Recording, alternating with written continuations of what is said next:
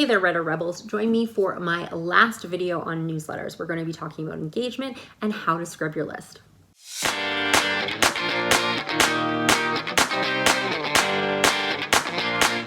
Hey there, everyone. It's me, Scarlett Kol, young adult author, YouTuber, and storyteller, and I am here to finally finish out my newsletter series. If you haven't watched my newsletter series so far, there have been 3 other videos. 1 on do you really need a newsletter, 2 on how to grow your newsletter, and 3 was the first half of my tips for effective and efficient newsletters.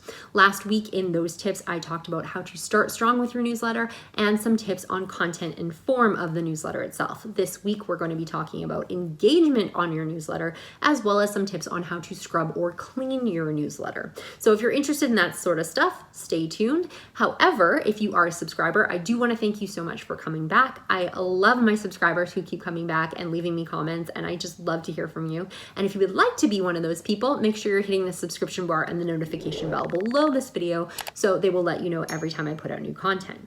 If you're down there, you can also hit that like button to let YouTube know this is something worth watching. But even though the series is ending, I'm going to be having some really great videos coming up over the next couple of weeks. I already have everything planned out that I want to say, so I'm really excited to get into a couple of those topics. They'll be a little bit less publishy than this particular one. This is obviously very focused on newsletters, but the next 2, there's going to be an author mindset video, and then I'm actually going to be doing one on craft books. Somebody had asked specifically about my favorite writing craft books, so I will be talking about those coming up. So that I'm really excited about because that was something I wanted to do a long time ago, and I didn't know if anybody would be interested, but now that somebody asked, I guess I'm gonna do it. So let's get into these tips because I don't want to take up your entire day talking about newsletters, even though I probably could. All right, so let's start with the engagement tips. The first thing about engagement tips is, and this is something that I said right back into how to grow your newsletter, is you need to provide value to your newsletter subscribers. They are not going to want to just read the exact same thing over and over and over again. You want to engage them with your personality, you want them to be a part of your community, and you want them to be a part of your fandom. However, what makes it any different from being on your newsletter versus being on your Instagram versus being on your Facebook or wherever you're contacting these other people? Being on your newsletter should be special. You want them to feel like special people. Some of the ways to do that are giving them information ahead of everybody else. If you're planning to do cover reveals or putting a book up on pre-order, you could obviously tell your newsletter list a week before, a few days before. Give them that information before everybody else knows it. If you know the title of your next book, maybe they get to find that out when the cover reveal isn't for another 3 weeks. This is something that you can give them that can make them feel special compared to everybody else out there. You're not posting this on your Instagram. It's not sitting on your story. This is something for them exclusively, and they're going to be a little bit more tied to wanting to get that information. The other things you can provide are additional bits of information about your book. So these are deleted scenes. These are prequel stories. These are serials. Some authors I've seen have done a straight up serial through their newsletters where they will provide a chapter of a book every single month or every single week, depending on their release schedule for their newsletter, to let people read that, especially if it's a book that they plan to release later. So these people in their newsletter are actually getting to read the book along with the author as they're writing it. So that's a very cool experience. This may not be something that a lot of people are willing to do because usually you're going to put that up unedited, and some people aren't comfortable with putting that information in that format out for people to read, or maybe you have different sales plans. But this is something that can keep people really, really engaged. I've also seen authors who will do a serial for, let's say, the first 10 chapters of a book. And then if you're interested in continuing, they're gonna have to buy that book at the end. It really depends on who your crowd is and what you can do with them. This is also a chance for them to get to know you a little bit better than on some of the other platforms. Maybe you can talk about some of the books that you're reading. Maybe you can talk about other things in your life that you can't necessarily post on some of those social media platforms. This is going to make the connection between you and the newsletter reader all that much stronger. And if you're really not sure what kind of information you should be including, think about it yourself like you are a reader. If you got something in your email box, what kind of stuff would you like to see? What are the things that other authors put out there that engage you? Do you like to read deleted scenes? Do you like to have quizzes? Do you like to know more about the author? What are those things that draw you in every single time, or that you're not really interested in, but you find yourself checking out every time you get it in a newsletter or you see it posted somewhere? Those are the things that your readers are probably going to be interested in too. So whatever is interesting to you will probably be interesting to your readers. Sit down, make a list of those things, and see which ones you can incorporate into your newsletter easily. My second tip is about keeping out of the junk mail box, and this also ties back into providing special content. One of the ways that email providers figure out whether or not something is junk or not is how the recipient interacts with that email. If you're not opening somebody's emails, they're eventually going to show up in junk mail. If you are not interacting with that email and you're just reading it, there's a better chance that it's going to show up into junk mail. Not necessarily, but there is a better chance of that. If you want to improve the probability that your email is not going to hit junk, include something that requires your audience to respond. This can be something simple like do you like werewolves or vampires? Some people put particular quizzes in there, or a this or that in their newsletter. Some interfaces already have that set up. One of the things that I do with my newsletter is they're actually linked to separate pages on my particular website. So when they click on that, they're clicking a link within that newsletter to tell me that that person has engaged with the newsletter. The other thing you can do is ask questions. How's your day going? Something like that. If you really want to get responses on them, give it a little bit more meaning. Hey, I want to name a character and I don't know what I want to name my character in the next book. Email back to this particular email and tell me your favorite names, and maybe I'll select that one. The other one is contests. There's a lot of authors that will do a $5 Amazon gift card if you click on this link or respond to this email to let me know that you want to enter. This can be a little bit more work for the author because they have to collect those names, but by those people responding to the email or clicking a link within the email, it's showing their email provider that they are interacting with that email. And by interacting with that email, future emails aren't going to end up in junk because they believe it's something that you actually want to see. So not only are you providing a special value to these people, plus they're going to feel engaged and part of your fandom, especially if you choose things like, hey, name a character in my book. They're going to want to participate in those things. They're going to feel involved in the process. Plus, you're making sure that they're getting your newsletter every single time. The next one is about newsletter swaps. So if you don't know what a newsletter swap is, I know I've talked about it several times throughout this series, but a newsletter swap is essentially somebody will include your book in their newsletter and you will include their book in your newsletter to your audience. Obviously, you're going to want to pick people that have a similar genre, similar steam level, and all of those sorts of things, so that they're reaching the correct audiences and that your book is reaching the correct audience. This can be very, very helpful because you are utilizing the reach of their newsletter to hit all brand new readers, and they're using your newsletter to hit hopefully brand new readers as well. This can be very, very, very well done if executed well, and I've seen people be extremely successful with it. Plus, it's free marketing, which is so spectacular and really hard to come by these days as there's a lot of focus on ads and paid marketing right now. But the reason I want to talk about newsletter swaps in terms of engagement is that you really want to know what you're willing to do and what you're not willing to do when you set up a newsletter swap. For instance, some people will include any book that gets offered to them. They haven't read it, they don't know anything about the author, they don't even know anything about the content, and they will just include it in their newsletter. Sometimes that's not a big deal, and depending on which genre you're in, it may not be awful. However, if you're a young adult author who traditionally writes clean material and you're recommending a bunch of books that are like steamy reverse harem new adult books, then you might be reaching the wrong audience. So A, it's not very beneficial for that author because you aren't hitting the right audience. And secondly, the audience that you are engaging with your newsletter may lose trust in you because they can't trust your recommendations. When they see swaps at the bottom of a newsletter, some people are of the understanding that you've actually read and vetted these books. If you haven't done that, then there is a possibility of a disconnect, which can be okay if you're willing to do that. If that's not something you're willing to do, you may want to try to be a little bit more selective on which books you put in there, how many books you put in there, and making sure that they fit more in your genre recommendations. You can ask those questions. You don't necessarily have to read every book that's in a newsletter swap, but if you're a clean author, you're probably going to want to ask people if their books are clean.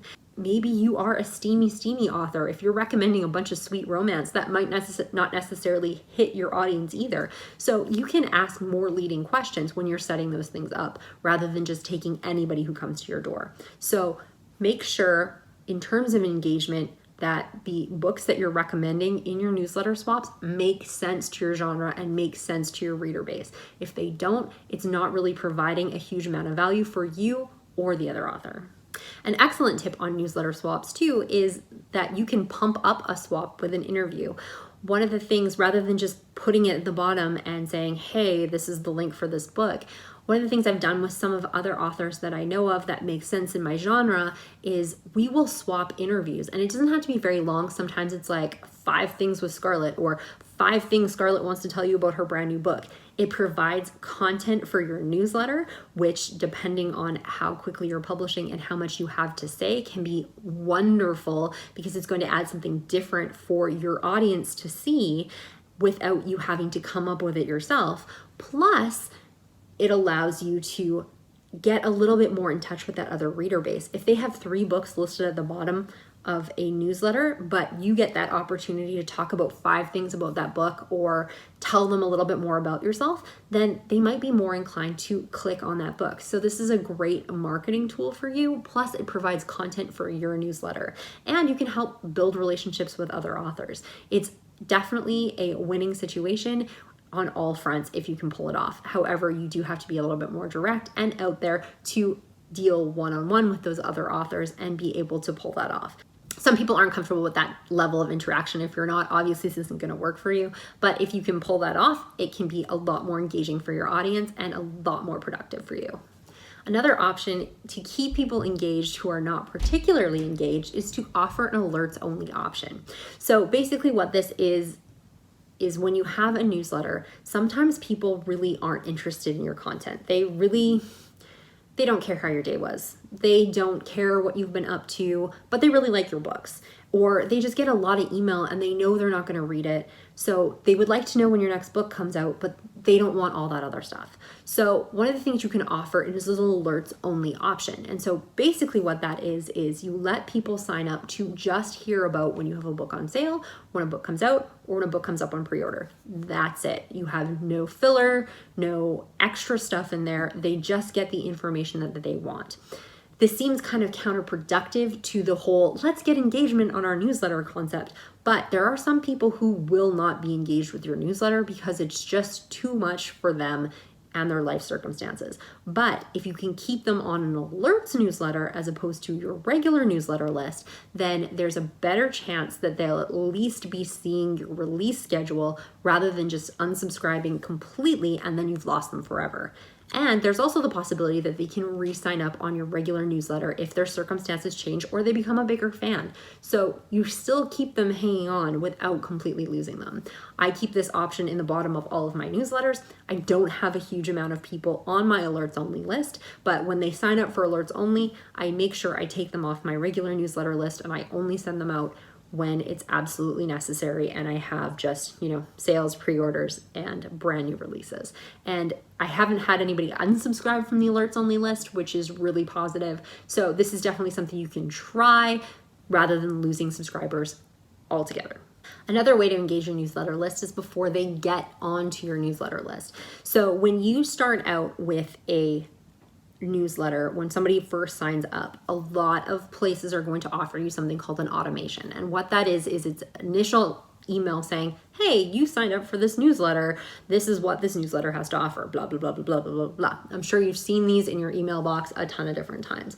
You can definitely take advantage of the automations for this. If you are doing something like a reader magnet, this might be the place where that reader magnet link shows up. So somebody signs up for your email, they get this automated email from you that has the link to the reader magnet in it. So this might be what you're doing with your automation, but there's so many different things that you can do with that to introduce them to you and your world.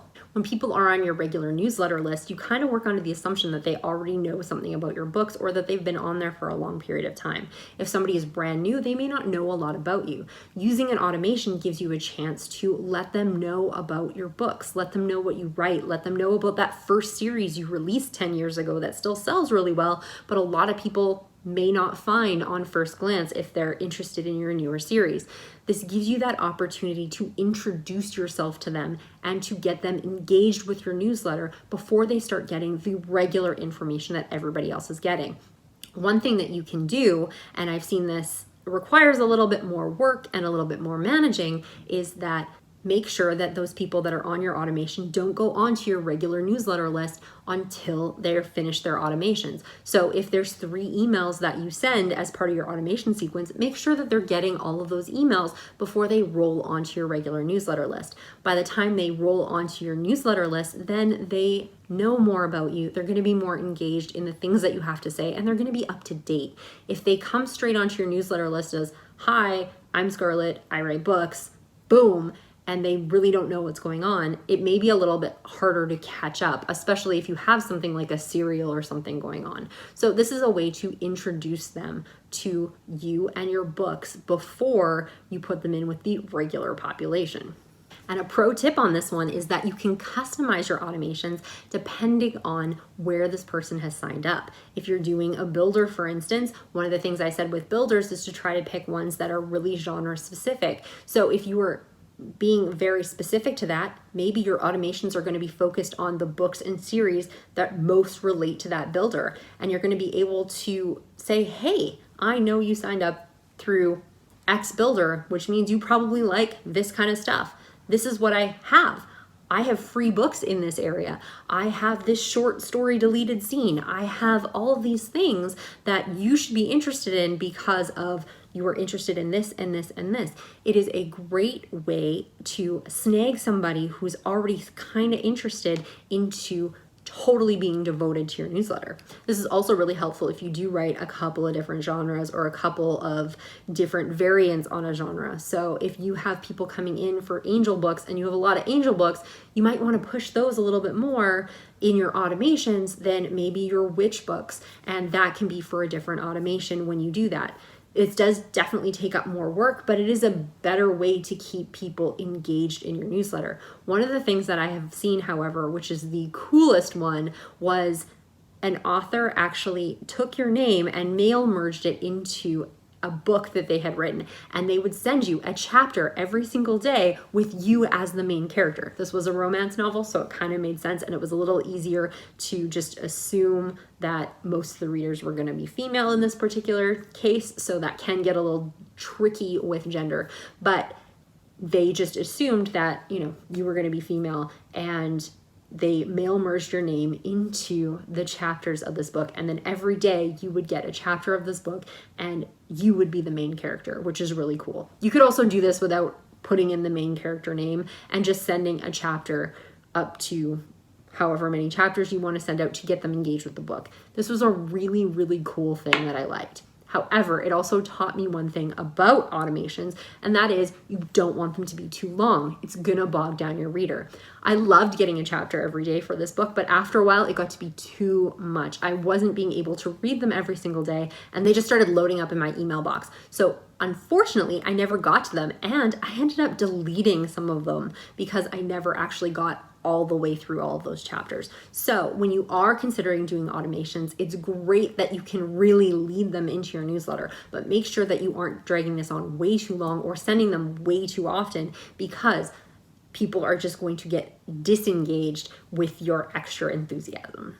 Another way to create engagement, or I guess more whole engagement, is to respond to emails and post results. If you are doing quizzes or you are asking people to respond to you, make sure that you are actually responding to those emails, even if it's very short and sweet, and you're posting the results of a quiz. If you are asking people if they like vampires over werewolves, what is most of your newsletter list like? Do they like vampires? Do they like werewolves? Somebody's going to be interested in that information, and it doesn't take very long to include it in the next newsletter. So make sure you're following through on those things, and then people are going to feel that these are more genuine efforts than just a way to get them to buy another book.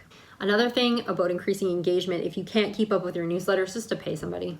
I know this kind of seems impersonal, but there are a lot of people out there that do it. If you cannot maintain your newsletter on a regular basis, you can pay somebody to put it together for you. You don't have to be completely impersonal. You can add your own greetings, you can proof it, but just somebody to do the legwork to, even just figure out your newsletter swaps, put it together, do the formatting, you can pay somebody to do that. And if you have the funds to do so, that's definitely a viable option. I don't in particular because I like to do my newsletter, but there are some people who are very, very successful at it, especially those people who are really good at getting engagement as opposed to doing it yourself when you're not.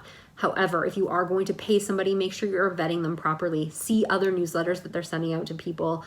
Make sure that this is something that fits with your brand, is going to fit with your genre, and fit with your audience.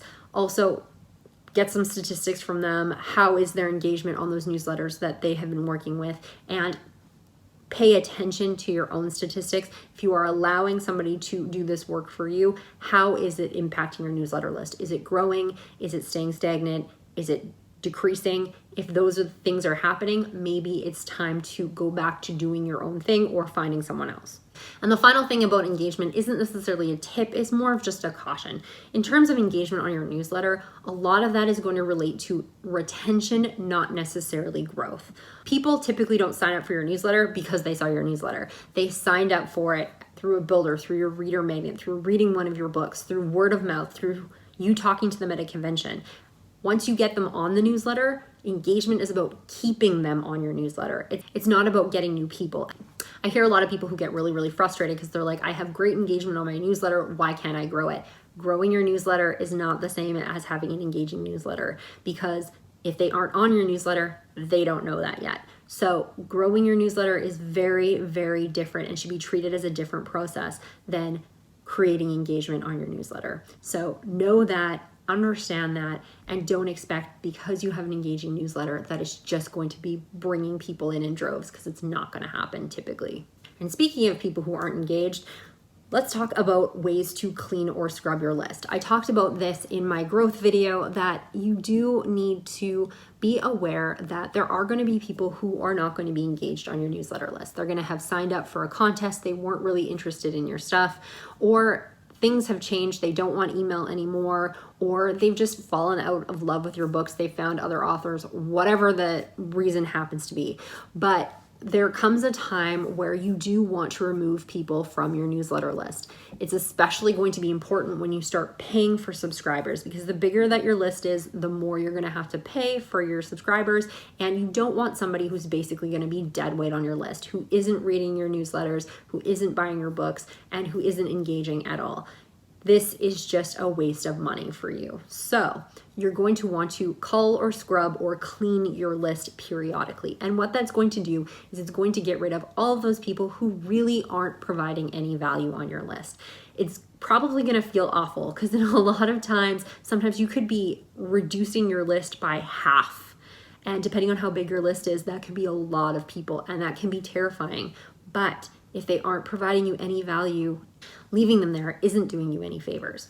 If you aren't paying for your newsletter list, it's not as much of a concern, and a lot of people who aren't at that point yet will leave people on there for a good long time until they get to the stage where they do need to be paying for it, and that's totally fine. Some people will unsubscribe on their own, and that's easy peasy to get rid of them. But if people are not unsubscribing and they're just deleting, or maybe it's just going to junk mail, there are some things that you can do about it to either try to re-engage them or to make sure that you are only taking off the ones that are for sure not engaged with your content. So my first suggestion is, do not rely completely on the unopened statistic.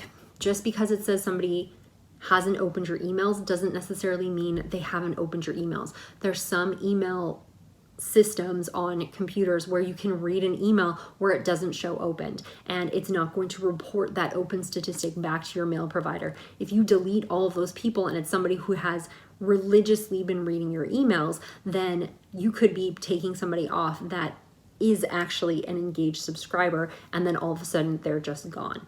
So there are some ways around this, and one of the recommendations is one of the ones that I had in engagement tips, and this is having quizzes or reasons to respond to your email. Reasons to click a link or reasons to respond. If people are responding to your email, then obviously it's going to show as opened. If they are clicking on links, it's going to show as opened. It's going to push that statistic into your email provider, so that way you know it's going to show as open. If you are doing those things and people still are showing as unopened, there's a much greater chance that they really haven't opened your emails, because even if they are opening them, they aren't engaging with any of the things in your email. So even if they are reading it, there is a possibility that they aren't really providing value either. A string of unopens will also depend on how often you send out a newsletter. If you send one every week, then maybe after about 6 months of unopening, that's a lot of emails. If you do it monthly, maybe it will be about a year of nobody's opened my emails. I'm doing all of these engagement things. There's reasons that they should be clicking on stuff and they're not. So this is one of those times that you could definitely pull them off. If you're doing all the engagement tips, you have links to your books in there, you are linking off for deleted scenes or extra information, and they still aren't clicking those things and they aren't opening, then you're probably safe to get rid of them. However, if you are concerned, you can do something called a refresh email. And basically what that is you can send an email out directly to those people who haven't opened in a year or whatever your time frame happens to be, and ask them if they still want to be part of the newsletter. Some people find this a little confrontational and aren't really willing to do that, and that's okay. One of the tips, however, I have seen that has worked really, really well is instead of saying, hey, you're not opening my newsletter, which feels really, really aggressive, they'll be like, hey, it's time to renew your subscription to my newsletter. So people aren't taking that as a personal affront. They are just saying, oh, well, this needs to happen every so often, so I'm going to need to resubscribe if I want to be there. If they aren't answering your resubscribe email or they haven't even opened it, then it's definitely safe to take them off. Give a time frame from when you are sending out that refresh email to when they need to resubscribe, and do give them options as to, if you have been taken off the list, if it's after this amount of time, here's a link to resubscribe. Because maybe somewhere down the line, they might be willing to resubscribe. Maybe they're having a bad time of their life at that point, or they haven't gotten through their email. When they do get through it, maybe they will want to resubscribe, and giving them that link in the refresh email will give them the chance to do that.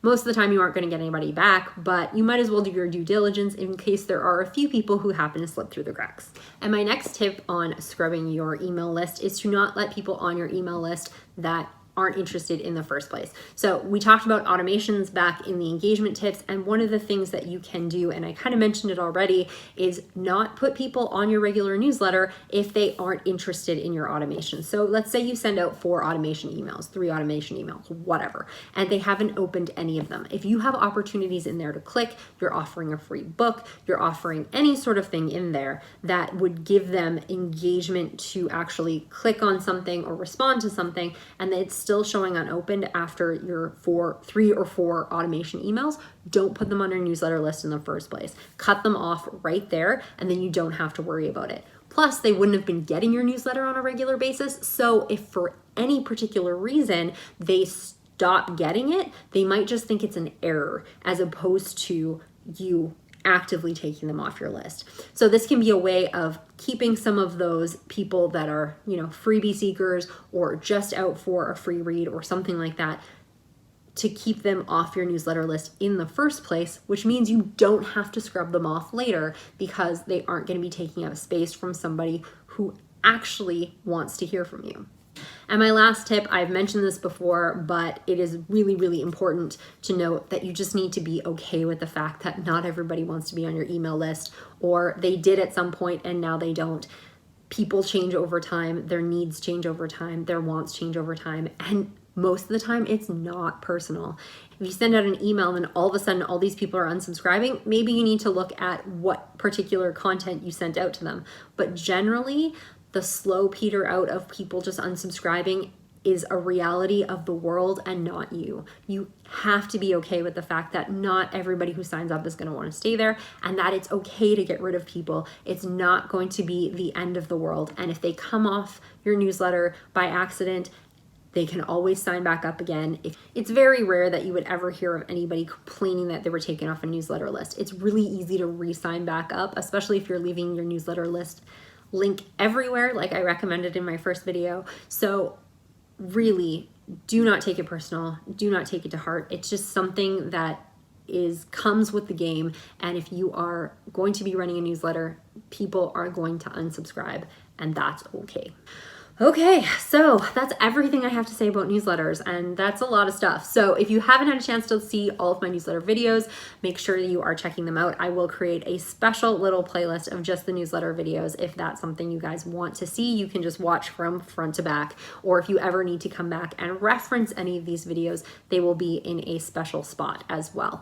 If you have just caught this video and this is the first one you've watched, I recommend checking out some other things on my channel. I talk about writing and publishing every Thursday, as well as some author life videos and vlogs to add a little bit of spice now and again.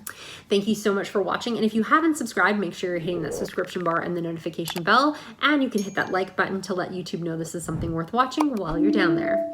Thank you so much for watching my content. I hope you learned a lot about newsletters, and I hope that this is going to make your newsletter journey all that much better and all that much easier for you. Thank you so much for watching, and you aren't going to want to miss any of my videos coming up for the rest of the month, as I do have some really great topics that I'm looking forward to talking about. Thank you so much for being here. I really appreciate all of you. Have a good weekend.